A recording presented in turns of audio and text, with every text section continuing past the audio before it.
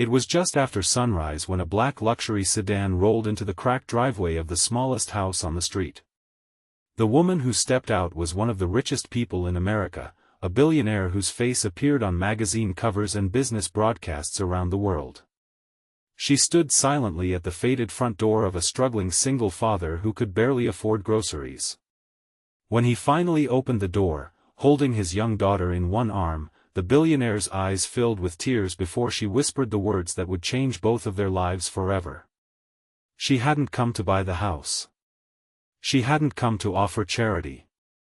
She had come to repay a debt that had remained unpaid for nearly 30 years, a debt owed to a man who had quietly saved her life without asking for a single thing in return. If you believe kindness always finds its way home, if you believe in forgiveness, hope, and second chances, please take a moment to like this video, leave a thoughtful comment, share it with someone who needs encouragement today, and subscribe to our channel so our community can continue sharing stories that remind us humanity is still alive. Graham Mercer had never imagined that his father's forgotten kindness would someday bring the world's attention to his worn-out front porch. Life had been painfully ordinary for the 38-year-old widower. Every morning began before dawn as he packed lunches for his 9-year-old daughter, Nora, fixed whatever appliances neighbors brought him for a few extra dollars, and stretched every paycheck until it almost broke. Since losing his wife, Elise, to a sudden illness 3 years earlier, every hour of his life revolved around making sure Nora smiled at least once every day, even when he felt his own heart growing tired beneath the weight of grief and responsibility. Their little house showed the marks of years without money. The paint had faded beneath endless summers. The porch leaned slightly to one side. The flower beds that Elise once loved had become patches of stubborn weeds. Yet every afternoon sunlight streamed through the windows, warming the tiny living room where father and daughter laughed over homemade board games because buying new toys simply wasn't possible. That ordinary morning had started no differently. Graham had been repairing an old toaster while Nora colored pictures beside the kitchen table. Then came the unexpected knock. Standing outside was Vivian Caldwell, founder of one of the largest renewable energy companies in the country. Newspapers described her as fearless, brilliant, and impossibly successful. Investors followed every decision she made. Yet none of those titles could hide the trembling in her hands as she looked at Graham. She carried no bodyguards onto the porch. No cameras followed her. She simply held a weathered leather envelope whose edges had become soft with age. Graham assumed there had been some terrible mistake. Vivian asked whether Arthur Mercer had once lived there. The question alone stopped Graham's heart. Arthur had been his father. He had passed away nearly 15 years earlier. Graham quietly explained that Arthur was gone. Vivian lowered her eyes, took a slow breath, and gently handed over the old envelope. Inside rested a faded photograph, a handwritten letter, and an old hospital bracelet. The moment Graham saw his father's handwriting, he forgot the billionaire standing before him. The letter had been written decades earlier. Arthur had never spoken about it. According to the letter, 30 years before, Arthur had been driving home from a construction job when he witnessed a devastating highway accident during broad daylight. Emergency crews had not yet arrived. Smoke poured from an overturned vehicle where a frightened teenage girl remained trapped. Ignoring the danger, Arthur climbed inside the damaged car. He cut through the twisted seatbelt with a utility knife from his toolbox. He carried the unconscious girl away moments before flames consumed the vehicle. That girl was Vivian. She had suffered severe injuries and remained unconscious for days. Arthur visited the hospital only once to make sure she survived. When hospital staff offered him recognition and financial compensation, he quietly refused both. He disappeared before anyone could properly thank him. Vivian spent years searching. Life carried her forward. She built businesses, she created thousands of jobs, she became unimaginably wealthy. But every birthday reminded her of the stranger who had given her another chance at life. Her search never truly ended. Only recently had an elderly retired nurse discovered Arthur's handwritten note tucked inside forgotten hospital records, mentioning the small town where he lived. By then Arthur was gone, only Graham remained. Vivian stood on the porch with tears shining beneath the morning sun. She admitted that money could never equal a life, but gratitude demanded action. Graham listened quietly. He appreciated the story more than he could express. yet he gently declined every offer of financial help. His father had never rescued anyone expecting a reward. Accepting billions now somehow felt like changing the meaning of Arthur's kindness. Vivian respected his answer. She smiled sadly. Before leaving, she asked only one thing. She requested permission to spend the afternoon learning who Arthur truly had been. Graham hesitated only briefly. Before inviting her inside, throughout the day, sunlight filled every room as old memories emerged from dusty boxes stored beneath the staircase. There were faded photographs of Arthur coaching neighborhood baseball games without charging families. There were thank you cards from elderly neighbors whose roofs he repaired for free. There were letters from struggling veterans whose utility bills Arthur quietly paid without revealing his name.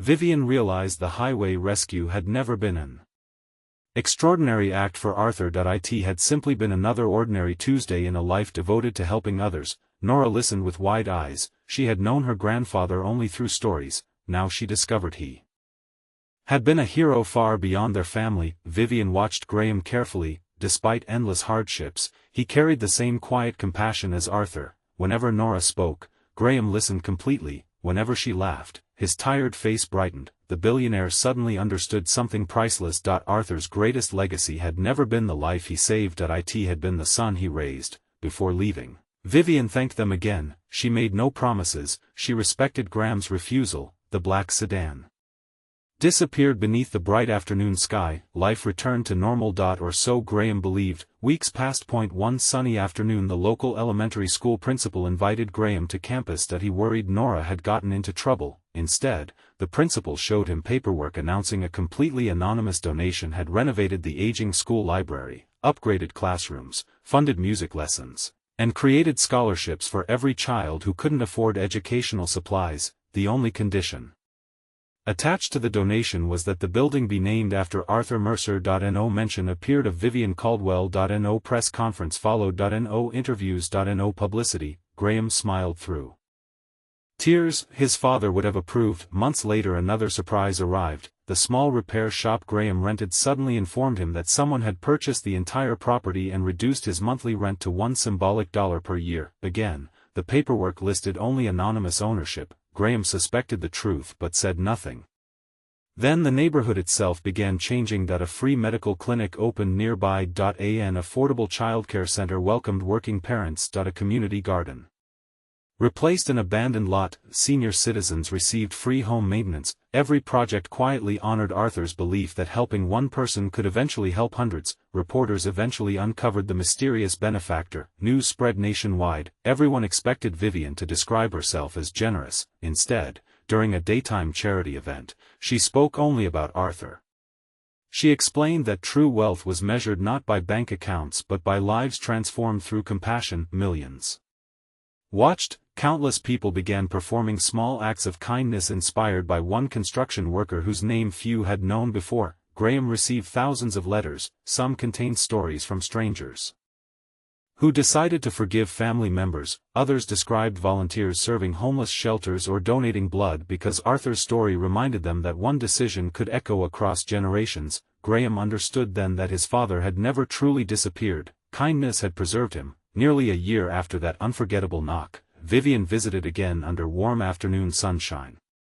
This time she carried no envelope. Instead, she invited Graham to walk with her through the new Arthur Mercer community center built in the heart of the town. Children filled the playground, parents gathered beneath shaded benches, seniors laughed over board games, young artists painted murals celebrating hope, courage, and generosity. No statues of billionaires stood there, only a modest bronze plaque bearing Arthur's favorite saying, remembered by Graham from childhood. It simply read that whenever life gave someone the chance to lift another person, they should never waste the opportunity. Vivian admitted something she had never confessed publicly. For decades she believed success had filled the emptiness left by that terrifying accident. She now realized success had only distracted her. Real peace arrived the moment she began living according to the values of the man who had rescued her. Graham looked around the lively community center. His father's kindness had become something larger than memory. It had become a movement. Nora tugged gently at her father's hand and asked whether Grandpa Arthur knew all of this would happen someday. Graham smiled through tears warmed by the afternoon sun. He answered that truly kind people never help others expecting history to remember them, they simply hope someone Else we'll choose kindness again. That, he said, was how goodness survived from one generation to the next. Before this story comes to its close, we'd love to hear from you. Please leave a meaningful comment sharing the greatest act of kindness someone has ever shown you, or tell us how this story inspired you to become that person for someone else. As the golden afternoon sunlight stretched across the community center, Graham realized the billionaire had never truly come to repay a debt. No amount of money could repay a life. What she had really done was ensure that Arthur Mercer's compassion would continue reaching people he would never meet.